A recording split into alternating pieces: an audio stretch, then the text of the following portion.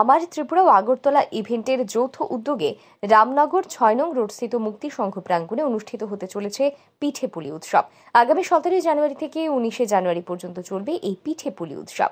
এই উৎসবে ভিন্ন ধরনের পিঠে ও অন্যান্য মুখরোচক খাবার নিয়ে রাজ্যের বিভিন্ন প্রান্ত থেকে হাজির থাকবেন বিক্রেতারা। মোট ২৪টি স্টল থাকবে এই উৎসবে। এছাড়াও ফ্যাশন শো থেকে শুরু করে বিভিন্ন ধরনের সাংস্কৃতিক অনুষ্ঠান, ইনফ্লুয়েন্সার আড্ডা ও প্রতিযোগিতার আয়োজন করা হয়েছে। ১৭, ১৮ এবং ১৯ জানুয়ারি ৩ দিনব্যাপী দুপুর ২টো থেকে রাত ১০টা পর্যন্ত চলবে এই উৎসব।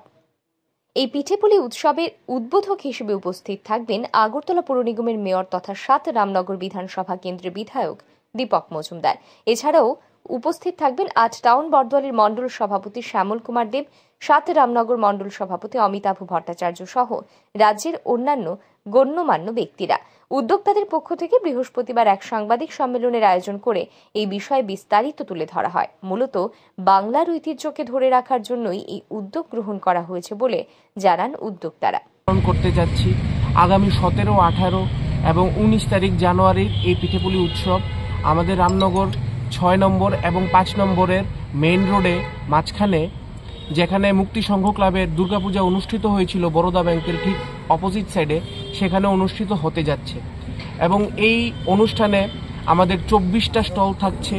ওই স্টলগুলোতে বিভিন্ন ধরনের পিঠে এবং বিভিন্ন ধরনের খাবার দাবার বিক্রি করা হবে।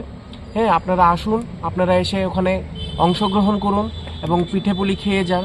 তাছাড়া বিভিন্ন সাংস্কৃতিক অনুষ্ঠানের আয়োজন করা হয়েছে। ফ্যাশন শো থেকে ধরে, সঙ্গীতানুষ্ঠান থেকে ধরে, নৃত্য অনুষ্ঠান থেকে ধরে আমরা বিভিন্ন ধরনের সাংস্কৃতিক অনুষ্ঠানের মাধ্যমে জিনিসটাকে